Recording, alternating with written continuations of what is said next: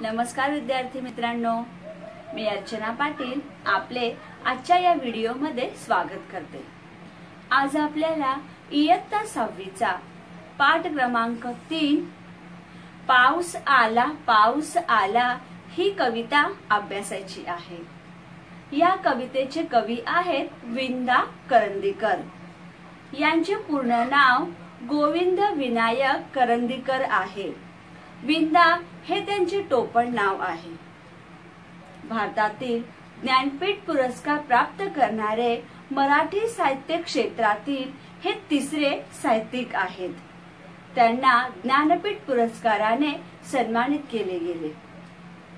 एकदा काय झाले, राणीचा बाग, सशाचे कान यासारखे त्यांचे बालकविता संग्रह प्रसिद्ध आहेत। त्यांची जी ही पाऊस आला ही जी कविता आहे, या कवितेत पावसाळ्याचे वर्णन केले गेले। अचानक पाऊस पडल्यामुळे लोकांचा कसा गोंधळ उडतो त्याचे सुंदर वर्णन त्यांनी या कवितेत केलेले आहे। आपण ही कविता अभ्यासूया। सर्वात अगोदर मी या कवितेचे गायन करते, तुम्ही सर्वांनी लक्षपूर्वक ऐकायचे आहे आणि घरी तसा गाण्याचा प्रयत्न करायचा आहे। सर्वांनी इकडे लक्ष द्यावे। मी कविता गात आहे। पाऊस आला ऐन दुपारी विजा चमकल्या, कडाड कडकड भणाण वारा, जिकडे तिकडे गारा गारा। पाऊस आला दिवाळीतला खचला किल्ला, भुंकत सुटली सगळी कुतरी, आजोबांनी शिवली छतरी। पाऊस आला उशीर त्यातच हा घोटाळा, बाबा गेले करीत चडफड, आईचेही भिजले पापड। पाऊस आला आम्ही केला एकच गिल्ला, हसत म्हणाल्या मॅडम कुट्टी, चला पळा शाळेला सुट्टी। आता आपण या कवितेचा अर्थ पाहूया।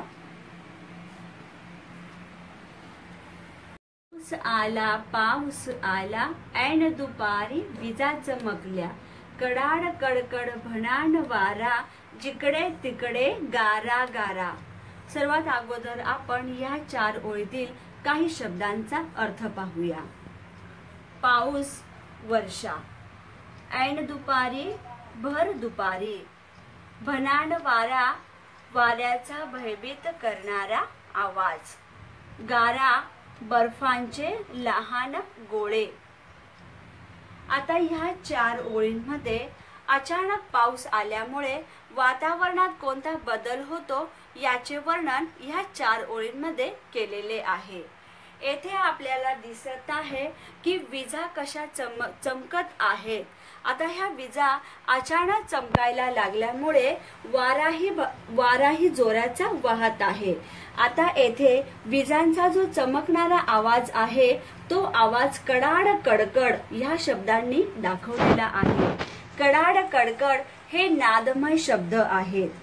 ऐन दुपारी अचानक जोराचा पाऊस सुरू झाला, जो विजाही चमकायला लागल्यात। भणाण वारा देखील जोरात वाहायला सुरुवात झाली आणि जिकडे तिकडे गारांचा वर्षाव झाला। गारांचा वर्षाव होणे म्हणजेच आकाशातून बर्फांचे लहान गोळे पडणे। बच्चों, हमने ये 4 लाइन में क्या पढ़ा है कि दोपहर के समय अचानक से जोर जोर से बिजली चमकने लगी। यहाँ पे हम लोगों को दिख रहा है कि कैसे जोर जोर से बिजली चमकने लगी।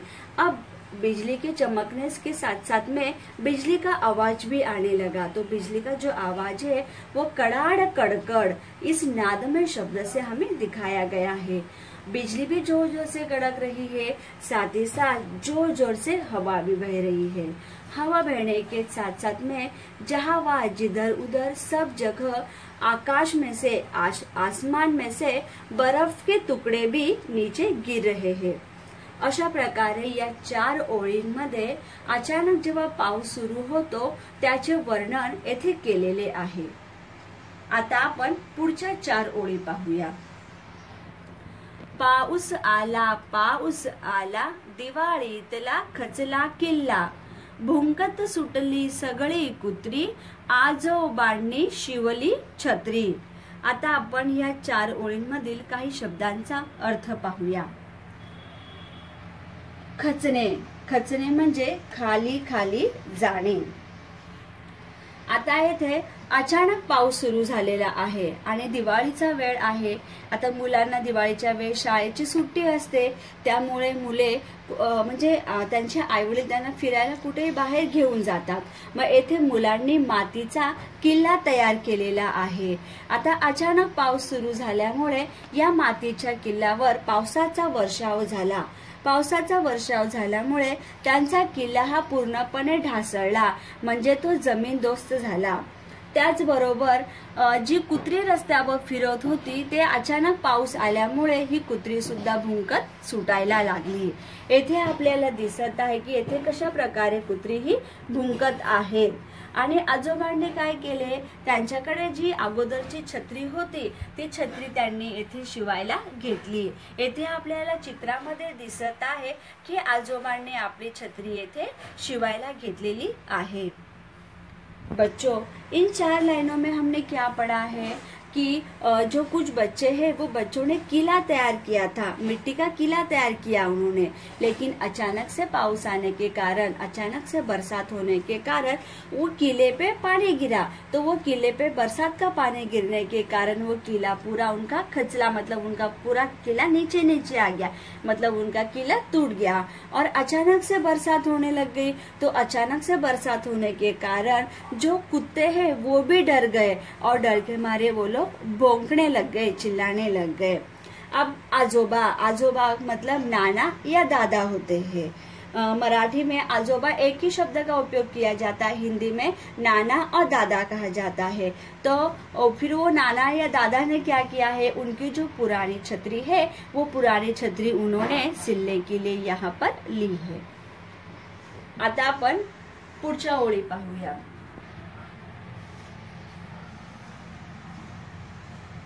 पाऊस आला उशीर त्यातच हा घोटाळा, बाबा गेले करीत चडफड, आईचेही भिजले पापड. आता आपण या 4 ओळीतील काही शब्दार्थ पाहूया. घोटाळा, गडबड, चडफड, राग. आता येथे बाबांना कामाला जायचे आहे. आता अचानक पाऊस सुरू झाल्यामुळे बाबांचा सर्व घोटाळा, सर्व गडबड झाली. अगोदरच बाबांना कामाला जाण्यासाठी उशीर होत होता, विलंब होत होता, त्याच्यामध्ये हा जोराचा पाऊस सुरू झाला. त्याच्यामुळे बाबांना अतिशय राग येतो आणि ते आपले राग व्यक्त करत कामाला निघून जातात. येथे आईनेही पावसाळ्याचे दिवस नव्हते, त्याच्यामुळे आईनेही काय केले होते, आपले पापड बाहेर सुकण्यास ठेवलेले होते. येथे आपल्याला चित्रामध्ये दिसत आहे की येथे आईने बाहेर पापड सुखायला ठेवले होते, पण अचानक पाऊस सुरू झाला आणि आईचे हे सर्व पापड भिजून गेले. बच्चों, इन 4 लाइनों में हमने क्या पढ़ा है कि बाबा को, बाबा मतलब होते हैं पिताजी, पिताजी को काम पर जाना है. पहले ही उन्हें लेट हो रहा था और ऊपर से बरसात होने लग गई. अब बरसात होने लगी तो उन्हें और भी लेट होने लगा. तो उनको राग आता है, गुस्सा आता है और अपना गुस्सा व्यक्त करते करते वो वैसे ही काम पर जाते हैं. अब माँ ने भी क्या किया है, दोपहर का समय था, इसीलिए माँ ने भी क्या की थी, जो पापड़ घर में बनाए थे वो उन्होंने सुखाने के लिए बाहर रखा था. लेकिन अचानक से बरसात शुरू होने लग गई, तो इसके लिए माँ ने जो बाहर पापड़ सुखाने के लिए रखा था वो सारे पापड़ माँ के भीग गए हैं. आता आपण पुढच्या 4 ओळी अभ्यासूया. पाऊस आला आम्ही केला एकच गिल्ला, हसत म्हणाल्या मॅडम कुट्टी, चला पळा शाळेला सुट्टी. आता आपण ह्या 4 ओळीतील काही शब्दार्थ पाहूया. गिल्ला करणे, गोंधळ करणे। आता इथे अचानक पाऊस सुरू झालेला आहे, त्यामुळे मुलांनी काय केला, गिला केला म्हणजेच गोंधळ केला। ज्या प्रकारे तुम्ही अचानक शाळेत गेल्यावर अचानक जेव्हा पाऊस सुरू होतो तर तुम्हीही गोंधळ करायला लागतात, शाळेमध्ये आरडाओरडा करण्यास सुरुवात करतात। तसेच येथे सुद्धा अचानक पाऊस सुरू झाल्यामुळे मुलांनी येथे गोंधळ करण्यास, आरडाओरडा करण्यास सुरुवात केली। आणि त्यांच्या मॅडम आहेत, येथे मॅडमचे नाव दिलेले आहे मॅडम कुट्टी। आता मॅडम कुट्टी मुलांना हसत हसत म्हणायला लागल्या की चला पळा शाळेला सुट्टी, घरी पळा, तुम्हाला आज शाळेला सुट्टी आहे। असं येथे हसत हसत मॅडम मुलांना म्हणायला लागल्या। बच्चों, इन 4 लाइनों में हमने क्या पढ़ा है कि अचानक बरसात होने के कारण जो बच्चे हैं वो बच्चे जोर जोर से चिल्लाने लगते हैं, आवाज करने लगते हैं। तो वहाँ पे मैडम आती है, यहाँ पे मैडम का नाम दिया है मैडम कुट्टी। और मैडम कुट्टी हंसते हंसते बच्चों को बोलती है कि जाओ घर पे भागो, आज स्कूल की छुट्टी है। अशा प्रकारे पाऊस आला या कवितेत कवी विंदा करंदीकर यांनी अचानक आलेल्या पावसाचे वर्णन या कवितेत केलेले आहे। आपण आता पाहिले की अचानक पाऊस आल्यामुळे लोकांची कशी गडबड उडाली, त्यांचा कसा गोंधळ झाला, याचे सुंदर वर्णन यांनी या कवितेत केलेले आहे। मित्रांनो, आता तुम्हाला काय करायचे आहे, फळ्यावर जी कविता लिहिलेली आहे आणि जे शब्दार्थ लिहिलेले आहेत ते शब्दार्थ आणि कविता तुमच्या वहीत लिहायची आहे। आणि ज्या दिवशी आपला ग्रुप ओपन होतो म्हणजे शुक्रवारच्या दिवशी, त्या दिवशी तुम्ही जो स्वाध्याय केलेला आहे तो स्वाध्याय तुम्हाला तुमच्या ग्रुप मध्ये टाकायचा आहे। बच्चों, आप लोगों को क्या करना है, फलक पे जो कविता लिखी गई है वो कविता और जो शब्दार्थ फलक पर दिए हैं वो शब्दार्थ आप लोगों को आपकी बुक में लिखना है।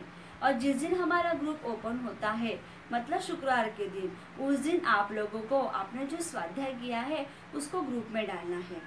धन्यवाद बच्चों, मिलते हैं हम अगले वीडियो में।